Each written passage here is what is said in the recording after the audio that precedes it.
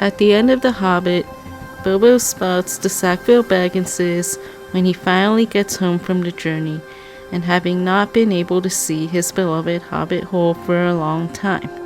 Nevertheless, while he had missed his hole so dearly, which was a recurring theme in the entire book, primarily motivated by the Baggins side, he had come back different. Almost like he was a better version of himself. He found the ring, which we later know to be the One Ring, and went to the Lonely Mountain and the Battle of Five Armies. He also encountered Smaug, who was a large and dangerous dragon.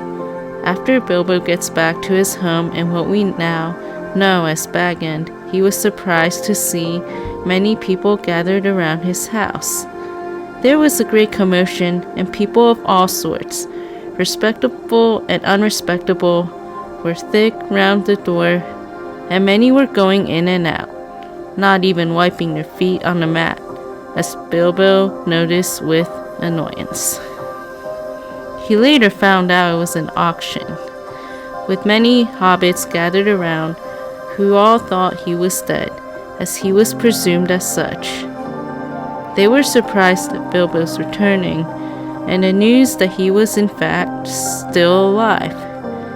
Inside were the Sackville Bagginses, who were measuring his room as they thought they had it all sold at this point. The Sackville Bagginses were Bilbo's cousins.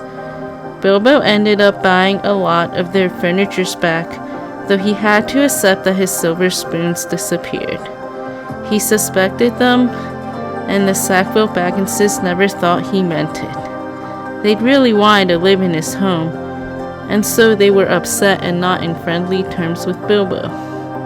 Well, Bilbo found that as a result of all this, he lost his reputation, though he did remain an elf friend. While he lost the respect of his own kind, the hobbits, at least for a while, except the nephews and nieces on the Took side, he did find the honor of dwarves, elves, and wizards. But he didn't mind. He started to enjoy his hole even more so than he did before. He was quite content, and the sound of the kettle on his hearth was ever after more musical than it had been even in the quiet days before the unexpected party.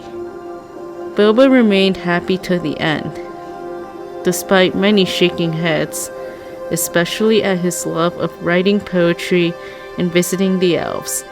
He had also continued interacting with the friends he went on the journey with. He was very peculiar, being the wonder of the Shire for 60 years. However, as his younger hobbit cousins grew up, he began befriending them and eventually adopting Frodo after his parents were killed in a boating accident. The Sackville Bagginses, or the Sackville-Baggins family, consisted of Lotho, Lobelia, and Otho. They were founded on Longo Baggins and Camelia Sackville, who was the heiress of the family, and their son, Otho, adopted a double name. Otho was Bilbo's paternal first cousin. Otho was eventually married to Lobelia Bracegirdle, and we now get what is known as the Sackville Bagginses. They were never well liked and known to be obnoxious and greedy. They had held a grudge against Bilbo for many years, from the end of The Hobbit and through Lord of the Rings. This was because they had wanted Bilbo's home in Bag End so much, and they were upset that Bilbo claimed it all back. Thus, they had a vision that they were going to claim this house during the year he was away on his quest, but they were enraged when it didn't happen. 60 years later, in Lord of the Rings, it was told that Bilbo adopted Frodo as his heir. In fact, Bilbo was 99 when it happened, making it 48 years after the Sackville Bagginses first tried to sell their home. Bilbo adopted Frodo, which crushed the dreams of the Sackville Bagginses. 12 years later, they had their birthday party since they had the same birthday, September 22nd, where Bilbo turns 11 and Frodo comes of age at 33. Bilbo still had the ring, and it is unknown when he knew where the ring came from, but there are many theories. The ring had seemed to make him appear well preserved but unchanged. Since he was rich and peculiar, he was generous with his money and was able to remain on visiting terms with relatives, except the Sackville-Bagginses, of course. In Bag End, Bilbo expresses a need for a holiday. However, it is most likely not as a result of the neighbors, but more so the weight of the ring. There were many series of events at their party: fireworks, meals, and rockets, until Bilbo finally gave his speech and mysteriously vanished, though later he was confronted by Gandalf. It may have been a sign that Bilbo was to give up the ring, which he resisted at first, but eventually decided to give the ring to Frodo.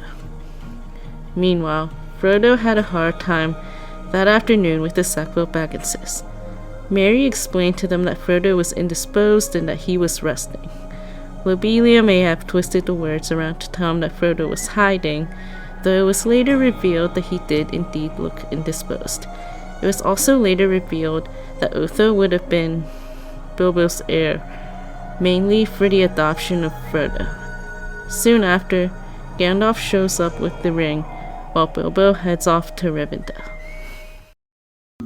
When Frodo left for his quest, Lobelia bought Bag End, and by then, Otho had passed away some years before then at 102. One of the theories that were held was that he was going to leave Bag End anyway to settle in Brandybuck. He had plans to go back to Buckland. After the quest was over, Lobelia gave Bag End back to Frodo as she was crushed by her son Lotho's murder, and announced that she will not be returning to Bag End. Thus ended the feud between the Sackville-Bagginses, Bilbo, and Frodo. After Lobelia's passing the following spring, her and her son's remains were left to Frodo in order to help the hobbits.